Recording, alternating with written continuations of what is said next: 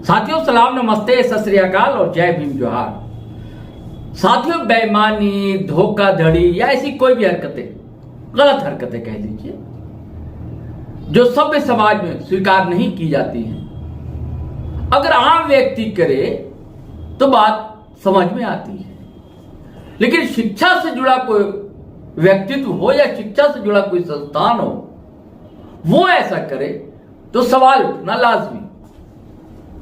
साथियों, बीआईटी मेसरा बड़ा engineering institute है, देश दुनिया में उसकी पहचान है, लेकिन उसका प्रबंधन ही जो है आज सवाल के कटघरे में। उस पर आरोप लगाए जा रहे हैं कि भाई आप रैयतों की, किसानों की जमीन क्यों हड़पने को उतावले हो रहे हैं। आखिर अभी इतनी हड़बड़ी क्यों, जबकि सन 55 में आपका संस्थान खुला, वहां पर अगर आपने भूमि का अधिग्रहण किया था सरकार की अनुमति से, ये सब सारे मामले सामने आए थे, तब बिहार सरकार थी, झारखंड अलग नहीं हुआ।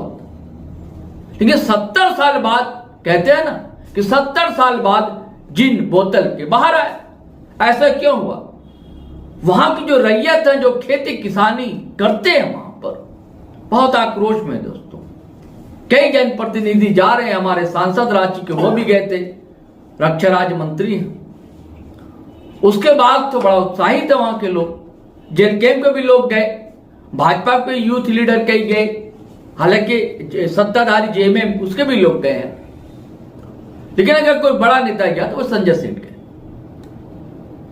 उसके बाद जो उनके पदाधिकारी हैं बड़े आक्रोश में, बहुत गुस्से में, जान लेने और देने पर उतारे। ऐसी क्या बात आ गई।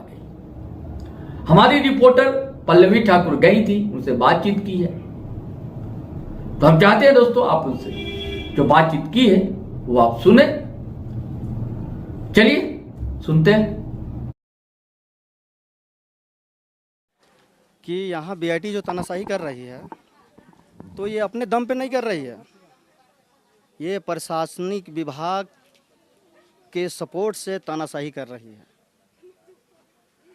हम लोगों ने हर प्रशासनिक विभाग में गए, हर जगह गए, सबको सारा ये हम लोग का जो फर्जी कागज़ बनाया है अधिग्रहण का, सारा हर जगह डॉक्यूमेंट दिए हैं, लेकिन सबने यही आश्वासन दिया कि हम ठीक है, आपको भी बुलाएंगे, बीआईटी को भी बुलाएंगे और मिल के इसका हम लोग देखेंगे क्या सच्चाई है, क्या सही है, क्या गलत है। लेकिन वो प्रशासन क्या करता है, प्रशासनिक विभाग क्या करती है कि जब वो हम लोग को कभी आज तक बुलाती नहीं है, और फिर हम लोग आते हैं दो चार दिन के बाद में फिर अपना प्रशासन को भेज के तानाशाही के माध्यम से ज़बरदस्ती बाउंड्री करना चाहती है। आज यहाँ पर हम लोग का बैठकी हुई, भेजे थे यहाँ से, जैसे कि संजय सेठ भी आए थे आप लोग की बातों को सुनने के लिए, क्या कुछ कहा उन्होंने। संजय सेठ जो आए, सारा डॉक्यूमेंट हम लोग दिखाएं बीआईटी का, तो उनको समझ में आ गया संजय सेठ जी को कि ये सारा डॉक्यूमेंट अप टू डेट नहीं है, परिपूर्ण नहीं है, फर्जी है। इसलिए वो बोले कि जब तक बीआईटी अपना सही पेपर सत्यापित नहीं करेगा तब तक हम लोग उसका अधिग्रहण को मान्य नहीं देंगे। अभी एसडीओ साहब का क्या काम है, एसडीओ साहब का क्या काम है, लाइन एंड ऑर्डर देखना, न कि ज़बरदस्ती किसी ज़मीन में दखल देना। उसका तो लाइन एंड ऑर्डर देखना है, ज़बरदस्ती किसी ज़मीन को दखल देना तो उनका काम नहीं है। वही काम कर रहे हैं एसडीओ साहब, ज़बरदस्ती। यहाँ हम लोगों ने कितना विरोध किए, कितना, अभी 5-7 दिन 15 दिन से हम लोग विरोध कर रहे हैं, फिर भी एसडीओ साहब ज़बरदस्ती फोर्स भेज के यहाँ हम लोग का चारदीवारी करना चाह रहे हैं। और वहाँ पे से आदेश आता है, यहाँ पे जो भेजते हैं मजिस्ट्रेट बना के, वो इतना डंके के चोट में चिल्ला के बोलते हैं कि भैया हमको काम करने भेजा है, हम काम करेंगे। हम बोले पेपर देखिए ना भाई, पेपर जो हम पेपर आप डिमांड कर रहे हैं अधिग्रहण का, सारा पेपर आप हमको दिखाइए, और सारा पेपर हमको अप टू डेट कीजिए, जितना प्रक्रिया है अधिग्रहण का सारा चीज़ हमको दिखाइए। उसके बाद में अगर आपका सही चीज़ सत्यापित सही हो गया, सारा प्रक्रिया पूरा किए हैं, तो आप हम स्वेच्छा से अलग हो जाएंगे, साइड हो जाएंगे, आप काम करके निकल जाइए। लेकिन इसमें क्या बोलता है, हम काम करने हमको भेजा गया है, हमको यहाँ बैठ कंप्रोमाइज करने या किसी का सुनवाई करने या किसी का बात सुनने के लिए नहीं भेजा गया है। ये तानाशाही करता है यहाँ का प्रशासनिक लोग। आगे की रणनीति क्या रहेगी आप लोग। आगे की रणनीति यही रहेगी हम लोगों को कि हम लोग देखिए, और एक चीज़ की बात है कि हम लोग ने उच्च न्यायालय गया है, उच्च न्यायालय का कागज़ दिया हम लोगों ने, मजिस्ट्रेट को दिखाया, ये मजिस्ट्रेट बन के आया था, उसको बोलता है ये कागज़ नहीं चलेगा, हमको चाहिए वहाँ पे स्टे या जजमेंट, ये चीज़ हमको पेपर चाहिए, ये बोलता है। तो कोर्ट में क्या दाल भात का कोर है कि गए और वहाँ से हमको तुरंत हमको दे दिया जजमेंट या तुरंत स्टे लगा दिया? प्रक्रिया होता है, वहाँ भी प्रक्रिया चल रही है।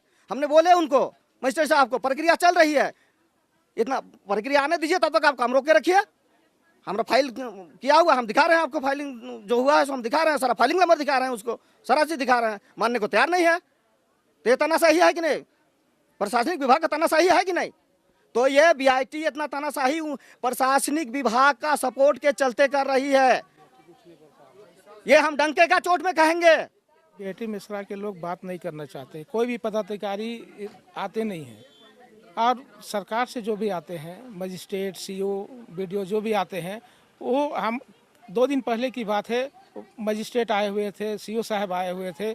सीओ साहब आए और हम लोग को बोल रहे हैं कि नहीं, हमारा अभी आप लोग ऐसा क्यों कर रहे हैं, हम काम करवाने के लिए आए हैं, पेपर हम मंगा रहे हैं बीआईटी मिश्रा से। उन्होंने पेपर मंगवाया, पेपर मंगवाने के बाद हम लोग को यहाँ के थाना प्रभारी हैं, सीओ साहब से, सीआई साहब थे और मजिस्ट्रेट साहब, तीनों सब हम लोग बैठे, हम लोग ग्रामीण बैठे, 20-25 की संख्या में, महिलाएं भी हम लोग बैठे। जब बैठ के वार्ता होने लगी तो उन्होंने उनका जो ये आपका कागजात था वो दिखाया, पहले हम लोग को समझाया कि ये फलाना है, फलाना है, सब चीज़ बताया। जब वो बताए उसके बाद हम पहले पूरा बात सुन लिए, उसके बाद हम लोग पहला किए कि जब इनका पेपर है 1964 का, ये अधिग्रहण दिखा रहे हैं, तो जो 1964 का अधिग्रहण का पेपर है, ठीक है, उसमें केवल इनका 1 पेज का है। कोई भी पूरा भारत में कहीं भी अधिग्रहण होता है, कहीं भी गजट बनता है, उस गजट में अशोक स्तंभ पहला है और उसमें पूरा तरीके से लिखा हुआ रहता है, ना कि रेवेन्यू टिकट साट के 1 पेज में और उसको प्रिंट कर दिए, टाइप कर दिए, उससे गजट नहीं बनता है, पहला। दूसरा, इनका जो गजट बना हुआ है वो गजट में लिखा हुआ है केवल चौहद्दी मारा हुआ है, चौहद्दी मारा हुआ है। अब चौहद्दी है और चौहद्दी से आप 281 एकड़ 90 डिसमिल लिख दिए तो सब आपका हो गया। आप पूरा झारखंड का चौहद्दी मार दीजिएगा तो पूरा झारखंड आपका हो जाएगा। तो ऐसा कहीं पे गजट बनता है, एक्वायर होता है क्या? आप डैम खोद रहे थे यहाँ, इनका पहला इन मतातू का डैम खोदा गया है, वो मतातू का डैम भी वही ईस्वी में हुआ है, तो कहीं उसका गजट में ही कॉपी पेस्ट कर दिए होंगे, हो सके तभी ना ऐसा गजट डैम का तरह गजट बना हुआ है। उसके बाद उनको हम मजिस्ट्रेट साहब को पूछे कि बताइए, आपने बताया कि 1964 का गजट दिखा रहे हैं और उसके बाद 1966 में आप पोजीशन भी ले लिए हैं, पोजीशन सर्टिफिकेट भी आपको सीओ के माध्यम से ब्लॉक से ले लिए हैं, तो आपको पोजीशन सर्टिफिकेट जब 281 एकड़ 90 डिसमिल का मिल गया है तो आप आज किस ज़मीन पे आप पोजीशन लेने आ रहे हैं? जब आपको 1966 में पोजीशन मिल गया तो आज आप 2025 में किस ज़मीन पे पोजीशन लेने आ रहे हैं, किस प्लॉट पे आ रहे हैं? ये तो सवाल ये है, ये प्रशासन का, सीओ एसडीओ साहब का भी को हम लोग को पूछना चाहिए, उनको बताना चाहिए कि जब 66 में आप पोजीशन ले लिए हैं और आप आज जो ऑर्डर दे रहे हैं तो किस प्लॉट पे और किस खाता पे दे रहे हैं? जब इनका 66 में पोजीशन है तो 2025 में किस में पोजीशन लेंगे? ठीक है, अब इनका ये बोलते हैं हम 66 में रैयत को माने कि सारा पैसा पेमेंट कर दिए, दे दिए हैं, अब दिए नहीं दिए, ठेपा सही लिए, वो तो फर्जी है ही, लेकिन क्या है वो तो वही दिखाएंगे और बताएंगे। लेकिन जब कानून को पदाधिकारी बैठते हैं भूअर्जन में, ठीक है, कहीं पे भी भूमि अधिग्रहण होता है भूअर्जन से, तो उसका पहले तो नोटिफिकेशन होता है, बहुत सारी प्रक्रिया है, ग्राम सभा होती है, बहुत सारी 10-12 प्रक्रिया हैं, तो सब होती है। तो क्या उसके बाद जो अधिग्रहण करता है, जो कंपनी प्राइवेट लिमिटेड हो या तो जो भी हो, तो याचना देते हैं, याचना होता है, सब चीज़ मांगा जाता है, एमयू बना होगा, आज तक कोई पेपर हम लोग को नहीं दिखाया है, ठीक है। तो आप आज कैसे बोल रहे हैं कि 66 में मेरा पोजीशन भी हो गया, 64 में हम एक्वायर कर लिए हैं, 66 में हम रैयत को पेमेंट भी कर दिए हैं, तो कानूनगो रिपोर्ट जो बनाए हैं उनको ये अभी छुपा के रखे हैं, क्योंकि इनका कानूनगो रिपोर्ट 2005 का बना हुआ है। तो क्या कानूनगो पदाधिकारी 1964 में भूअर्जन एक का गजट बनता है, 66 में आप पेमेंट करते हैं, कानूनगो रिपोर्ट 2005 में बनेगी, कानूनगो रिपोर्ट 1964 में बनेगा, 1965 में बनेगा, उसमें खाता खेसरा रकबा कितना है, कौन किसान का खाता से कितना जमीन लिए हैं, ये सारा डिटेल रहेगा। मान लीजिए मेरा 20 एकड़ का खतियान है, 5 एकड़ जमीन आप बोल रहे हैं हम लिए हैं, ठीक है, तो 5 एकड़ जमीन खाता प्लॉट से उसमें दिखाया जाएगा कि फलाना प्लॉट है, वो क्या है, टाड़ है, खेत है, क्या है, सब दिखाया जाएगा, खाता खेसरा बताया जाएगा। उसके बाद उसका कौन जमीन है उसके हिसाब से उसका पैसा सेटलमेंट होगा। कानून को रिपोर्ट बनने के बाद तब उस पेमेंट होगा। तो आपने 2005 में कानून को रिपोर्ट बनाया है और 1966 में पेमेंट कर दिया, तो साफ साफ एकदम देखने वाली है कि फर्जी है। ये 64 का है और उसके बाद ये करेक्शन स्लिप दिखाते हैं 1988 का, और ये रसीद कटवाते हैं 2005 में, जब बिहार गवर्नमेंट में आप एक्वायर किए हैं और झारखंड गवर्नमेंट में आप रसीद कटवाइएगा 40 और 50 साल बाद। और अब आप 1955 में बोलते हैं हम कॉलेज का स्थापना किए हैं और 2025 में आप आज यहाँ जमीन पे आ रहे हैं। तो सरकार का नियम है, आप 1894 का अधिनियम से लिए हैं जमीन, उसमें मेरा अधिकार है, उसी में नियम है कि 12 साल के अंदर वो जमीन स्वतः किसान का है। तो क्या अभी तक 12 साल नहीं हुआ है? 1964 से 1955 से अभी 2025 में 12 साल नहीं हुआ है। दूसरा, अभी जो कोई भी कानून जो पहले का था नया कानून बनता है तो निरस्त हो जाता है। तो जब निरस्त हो गया 2013 में भूमि अधिग्रहण बिल आया है, उसमें अभी ये 5 साल का है कि स्वतः किसान का हो जाएगा। तो 2013 में बना, उससे भी अभी 12 साल हो गया, 2025 हो गया है। तो अभी भी तो कैसे हम लोग का जमीन बोलता है कि वो मेरा है? अगर आपने सही अधिग्रहण भी किया होता, सही पेमेंट किया होता, सारा प्रक्रिया भी आपका सही होता, तो भी जमीन आपका नहीं होता। काहे कि जो कानून से आपने जमीन लिया है वही कानून हमको रैयत को अधिकार दिया है कि वो जमीन स्वतः मेरा है। और अगर आप बोलते हैं कि जमीन मेरा है तो आपके लिए खुला है, काहे कब्जा मेरा है, रैयत का कब्जा है, रैयत का घर द्वार है, रैयत का हल जोत है। तो अगर आपको जमीन की जरूरत है तो आप सिविल में जाइए, आप हाई कोर्ट जाइए, आप हम पे मुकदमा कीजिए, हम आपसे हम डिफेंड करेंगे, हम लड़ेंगे कि हमारा रैयत हमारा खतियान का है, हमारा रसीद दिए हैं। ये बोलते हैं रसीद, आज तक हमारा रसीद कट रहा है रैयतों का। जब इनको पता चलता है फलना रैयत का रसीद कट रहा है, उनका रसीद ब्लॉक से माइनस हो जाता है, अंचल अधिकारी उसको माइनस कर देते हैं। सारी जगह मिली भगत चल रही है, सारी जगह मिली भगत है। अब हम रैयत जाए कहाँ? अब बोला जाता है इतना बड़ा संस्था है, शैक्षणिक संस्था है, तो वहाँ पे ग्रामीणों को नौकरी दिया जाता है, ये दिया जाता है। आप तो नौकरी देते हैं, नौकरी में क्या पैसा देते हैं, क्या स्केल देते हैं? और जो ग्रामीण को दिए हैं उनसे पूछा जाए सही बैठा कर तो सारा पर्दाफाश हो जाएगा। कौन सा ऐसा नियम है सरकार का कि आप उसको 10 साल 15 साल 20 साल उसको डेली वेजेज में रखिएगा? और वो भी जब उसको स्केल देने की बारी आती है ना तो कंसोलिडेट किया जाता है फिक्स, और वो भी सबसे न्यूनतम, जो कि एक दिन का यदि जो गवर्नमेंट का है अगर 500 रुपया का है तो मंथली 15,000 होगा, तो इनका वो नियम नहीं चलता है।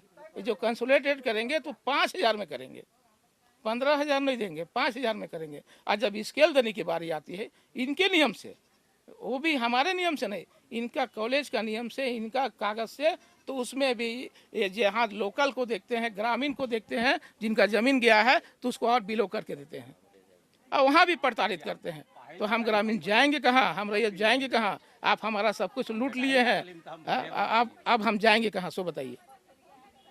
तो हमारा लड़ाई यही है कि जो आप जितना में बना लिए हैं, जितना में आपका बन गया है उतना में रहिए, और हमारा जो रोड को आप छेके हुए हैं, घेरे हुए हैं, मेरा रोड को क्लियर कीजिए। और हम ग्रामीण को हमारा अधिकार, हमारा जो खाली ज़मीन है उसको लूटने का कोशिश मत कीजिए। और उसको लूटने का कोशिश कीजिएगा तो आपका नौकरी आप अपने पास रखिए, हमको नौकरी आपका कोई ज़रूरत नहीं है, आप नौकरी अपने पास रखिए। हमारा ज़मीन हम आपको किसी कीमत में नहीं देंगे, इसके लिए ज़मीन भी नहीं देंगे, जान भी नहीं देंगे। ज़मीन लूटेगा उसका जान भी ले लेंगे, चाहे इसके लिए हमको जेल जाना पड़े, चाहे हमको खूनी संघर्ष करना पड़े। ये आपके चैनल के माध्यम से ये हम पूरा आगाह करते हैं। शुभ नाम क्या? मेरा शुभ नाम हुआ विजय केसरी। क्या हुए आप? हम यहाँ हुए रैयत विस्थापित संघ के सहसचिव हुए। साथियों, आपने बातचीत सुनी। अब ये देखिए मामला बड़ा तूल पकड़ रहा है और आगे होता है क्या। जाने से पहले आपसे आग्रह गुजारिश है कि अगर आपने हमारा चैनल सब्सक्राइब नहीं किया तो जरूर कर लें और सब्सक्राइब कर लिया दोस्तों तो ज्वाइन बटन दबाना हरगिज ना भूलें और वीडियो धड़ाधड़ फटाफट खटाखट शेयर करें, लाइक करें, कमेंट करें। आज्ञा दें, इजाजत दें। जय हिंद, जय भारत।